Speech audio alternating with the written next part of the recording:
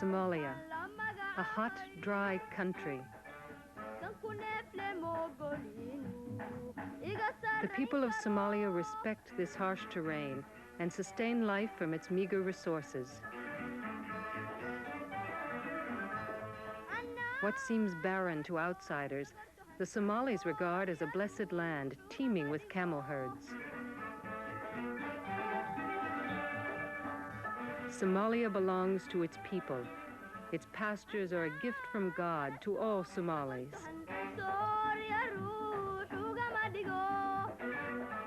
Somalia straddles the Red Sea and Indian Ocean in the northeast corner of Africa.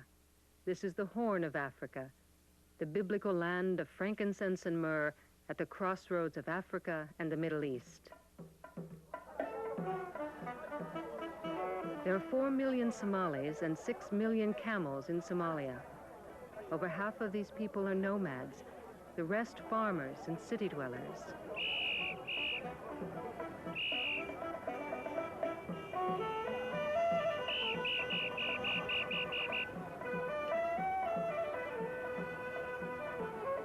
It is a country of contrasts. Until 1972, the Somali language was unwritten. But words have always been at the heart of the culture. In a land where breath comes hard and no fresh breezes blow, when daylight comes and the dust rises, the distant roar belongs to the hungry lion, and the battle belongs to the valiant. But the scorching flame of heat, it belongs to the parching wind. Somalia is a nation of poets. They use the rhythms of nature and the colors of the land to relate the history of a country often racked by outside forces. In the late 19th century, when European powers partitioned most of Africa, they recognized the Horn of Africa for its strategic importance. So these outsiders staked claims to it, leaving these monuments as stone symbols of a colonial past.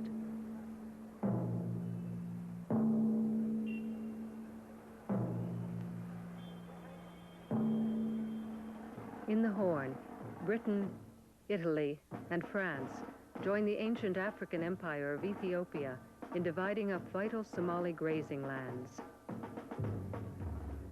For Somalia, the time is ripe for someone to lead this nomadic society, suddenly faced with intruders intent on colonizing them. Somalis are a religious people. As Muslims who believe themselves descendants of the Prophet Muhammad, it is fitting that the leader who steps forward is a Muslim teacher named Muhammad Abdullah Hassan. In 1895, Muhammad Abdullah Hassan returns to Somalia from the holy city of Mecca, bringing with him a clear vision of the power of simple faith. He is considered a Sayyid, or Holy One. On arrival, he resists an English officer who has demanded an entry tax. In a struggle, the Englishman falls off the pier. The belligerent Somali is not arrested, but is simply dismissed as being mad. The Sayyid starts denouncing his countrymen who cooperate with such colonial authorities, urging all Somalis to work together as Muslims. If the land is your land, why aren't you its government? If Islam is your religion, why do you submit to infidel overlords? His message inspires many to join him. They become the Dervishes, a movement of devout Muslims dedicating their lives to the service of God and community. Their units repel Ethiopian soldiers who have plundered Somali villages. In 1899, the British receive a defiant letter from the Sayyid, challenging their very presence. Now choose for yourselves. If you want war, we accept it. But if you want peace, you must pay us a protective tax. Relations deteriorate. Britain proclaims the Sayyid to be a rebel of the empire. To the imperialist mind, his rejection of colonialism confirms his madness. Sayyid Mohammed is henceforth branded the Mad Mullah. The colonialist armies join together to break his resistance. British mount numerous expeditions against the Somali dervishes, mobilizing a multinational force of Asians, Europeans, and other Africans. Both sides suffer heavy casualties. A stalemate results. The Mad Mullah makes headlines in Britain.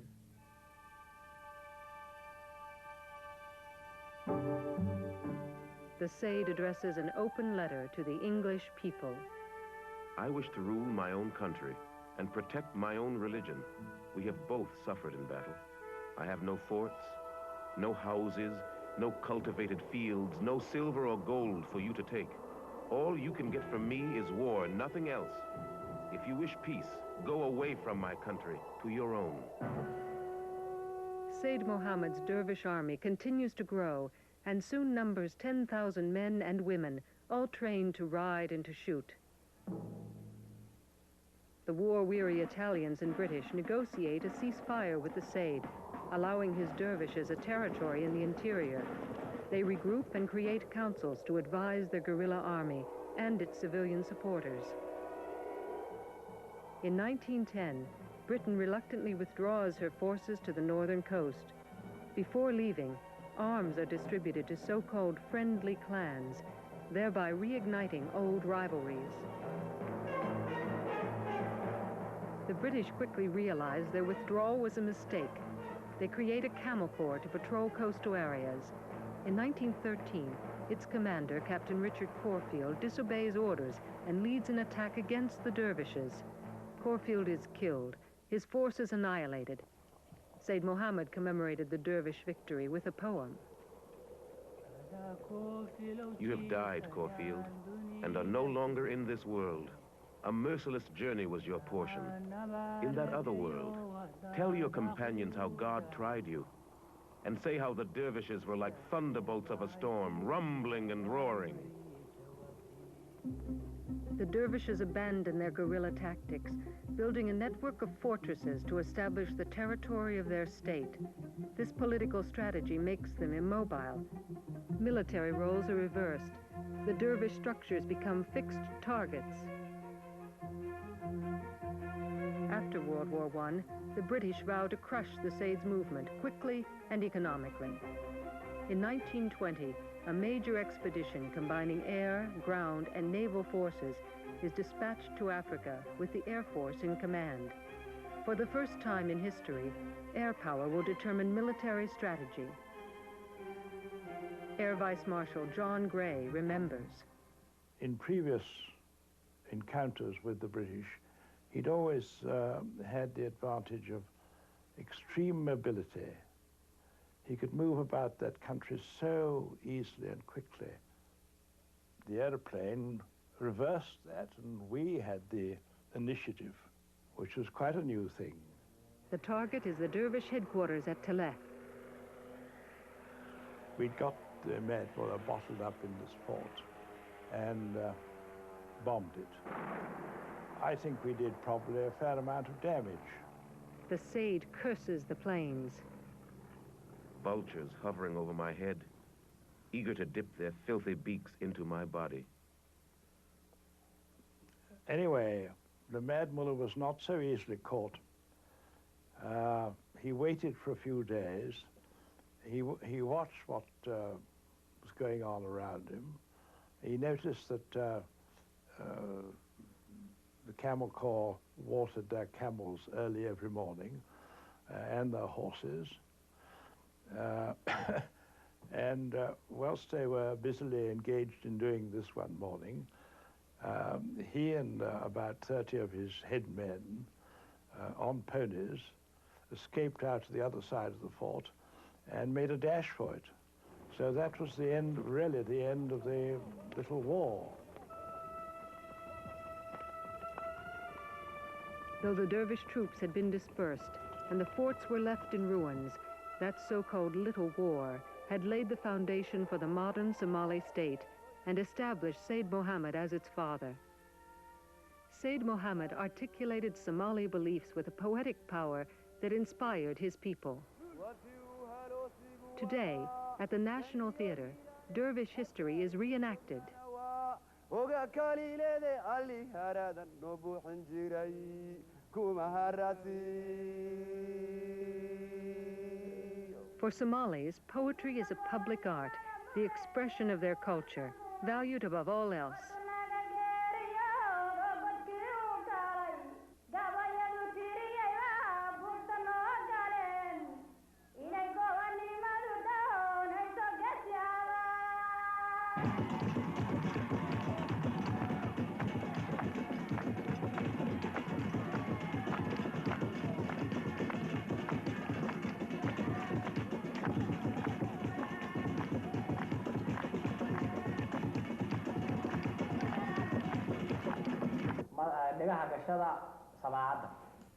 At the National Academy, scholars transcribe poetry, stories, and proverbs composed years ago.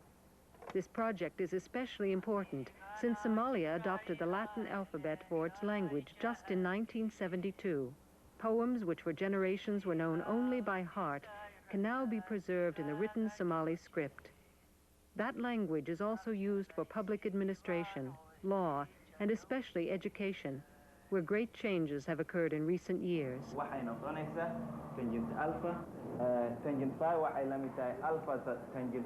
Despite some opposition within this patriarchal society, many girls now seek formal education. But they still encounter difficulties.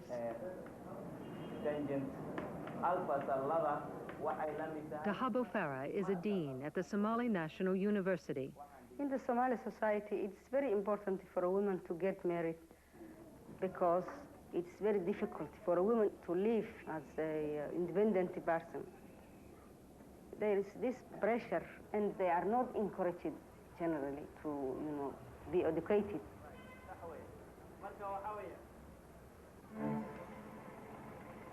Adequate medical care is a problem for all Somalis, men and women alike. This is Benadir Hospital, Somalia's maternity and pediatric center. The government of Somalia has stated its strong commitment to eliminating human affliction. However, in a country with a difficult environment, inadequate nutrition, and insufficient health care, disease is widespread. Dr. Mohammed Warsame is the director of the Benadir Hospital. And the problem for women, like other countries, women in pregnancy, mostly they are suffering anemia, malnutrition, high blood pressures, and eclampsia. This is a common problem which we have. The infant mortality rate is high.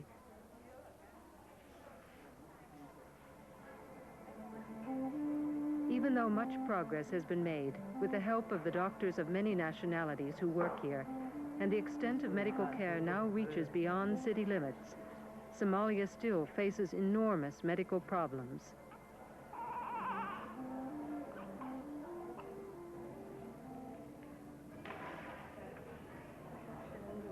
There is an additional dimension to Somalia's medical burden due to an age-old custom which affects all Somali women. It is a radical form of female circumcision called infibulation. For centuries, it was accepted as a female initiation rite, performed to assure virginity and fidelity. But it is now recognized how this practice has been used to subjugate women and maintain their subservient role in society. It is now challenged by socially conscious Somali women unwilling to accept submissive roles. Somali men also support this effort. As a father, Abdul Qadir Noor is committed to eliminating this controversial practice. My wife is insisting very much that I must circumcise all my children, and that I will not accept. This is very much the biggest problem I'm facing from my family, and especially from my wife and my sisters, and I think this is going to be a war that's going to continue for a very long time, but I'm sure I'll win it. Rakia Haji Duale heads the Somali Women's Organization and has written an important study on infibulation. Without circumcision, the girl will not be accepted by the society. And mothers and grandmothers, out of firm belief on the physical and moral benefits of the operation, they do it on their girls because it's the only thing which can guarantee the girls' economic and social and marriage security. hase yeeshee culummadii iyo qorayaasha intooda badani waxay isku raaceen in uu ka bilowday masarkii hore ee faraciinadii. The Somali Women's Organization has begun an education campaign to persuade women to abandon this harmful custom. Lagu arkay iyadoo arrintaas looga gol lahaa. We don't like foreigners to criticize or to interfere this female circumcision issue because it's a Somali problem, and we as Somalis, we are aware and we know this is a serious problem in our country, and we have the ability and we are ready to do something about it. Somalis have a strong sense of themselves as a people. Unlike most African countries, Somalia is a homogeneous nation whose people speak the same language, share the same culture, and practice the same religion, Islam.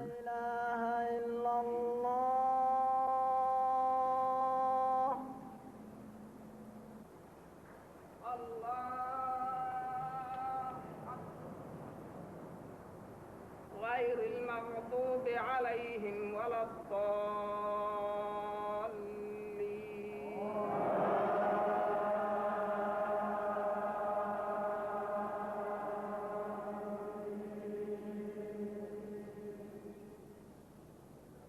حليمة كنت في السوق الساعة 1 ظهرا. As Muslims, Somalis say their prayers in Arabic and have used it for centuries when trading with the Middle East. إلى السوق يا حليمة. Given their country's membership in the Arab League, Somalis are today also encouraged to learn modern written Arabic. habartii way dhimatay markay dhimatay markaasees waxaa imaaday gabadhii dhibeen dhashay markaasay waxay dhahday hooyaday.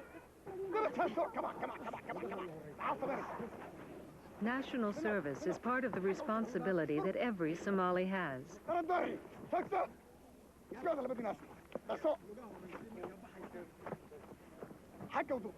Said Mohammed sought to modify the traditional role of women by recruiting them for his Dervish army. Young women train as part of their national service, carrying on a Dervish tradition. Somalia now seems more willing than most Islamic countries to improve the condition of its women.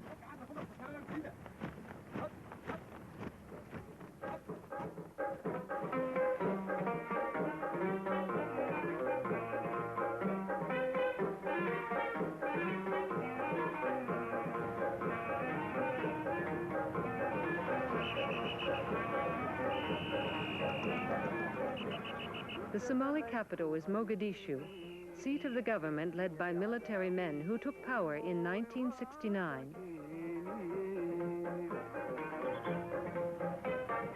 Somalia is an underdeveloped country, struggling to shake off the legacy of colonialism.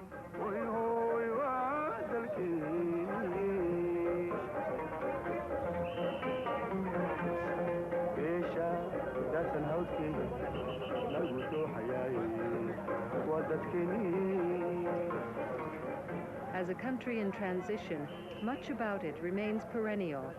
The fragrant incense sought by Cleopatra is still traded in the markets.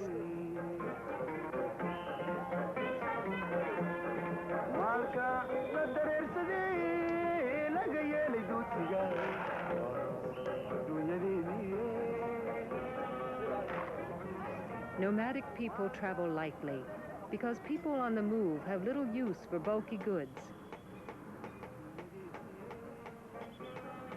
They must carry only what is essential. In a society built on a nomadic culture, the spoken word, the lightest of baggage, has the strongest tradition. Radio Mogadishu broadcasts news, politics, and social commentary. Its airwaves regularly carry Somali poetry. Memorable verse from the past and the words of contemporary poets in the tradition of Sayyid Muhammad Abdullah Hassan.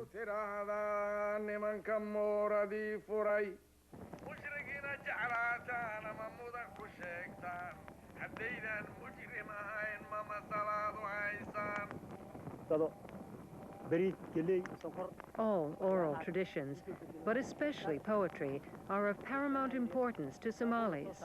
Successful public speaking determines a Somali's ability to explain community issues, to debate politics, to settle disputes, and to mold opinions.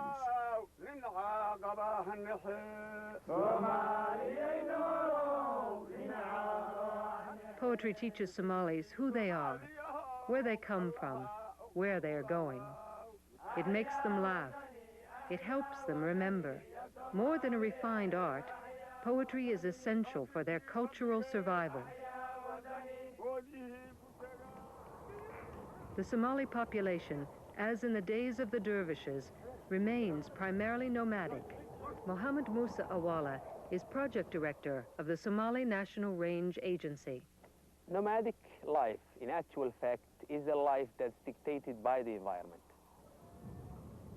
It's very harsh, and it's actually harsher than many people expect, much more harsher than many people think.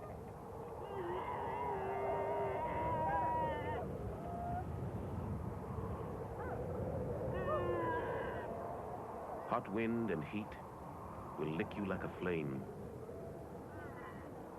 Charred plants, stumps of burned trees, and columns of dust will greet you. But God, who fills our water ponds, will not make you thirst.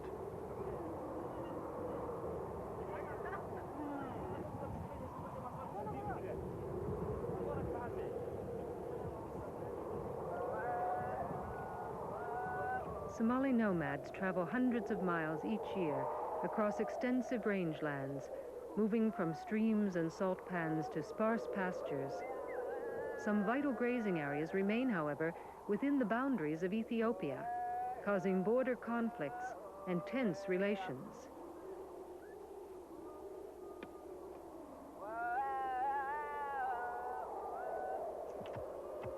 In the nomadic camp, men and women must cooperate to survive, but a traditional division of labor persists. Women tend to most household needs. Men herd the camels, which are owned communally.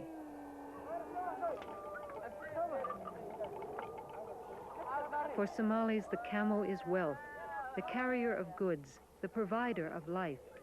They drink its milk, eat its meat, use its leather, and sell off surplus animals. Nomads show boundless affection for these generous animals. They chant to encourage their camels to drink at the water hole.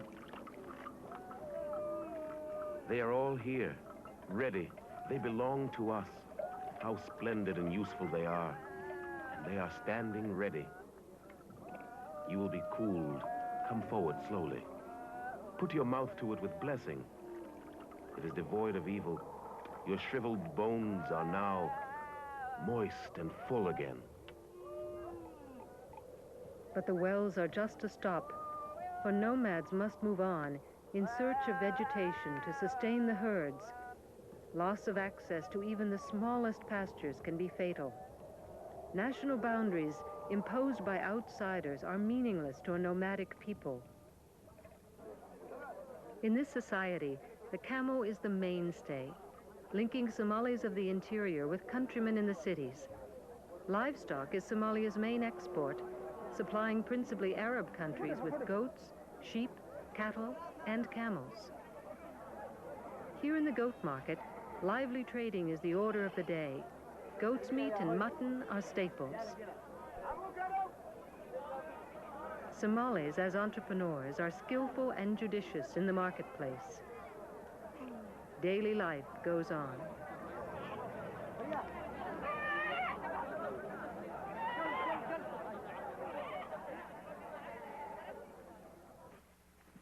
Somalia, by reason of its location, has been coveted by foreigners. Today, still at war with neighboring Ethiopia over Somali grazing lands, it struggles to resettle 500,000 refugees displaced by the fighting. Somalia suffers from drought cycles and an unstable environment. Life depends on scarce water. Its millions of camels, goats, and sheep exhaust the land.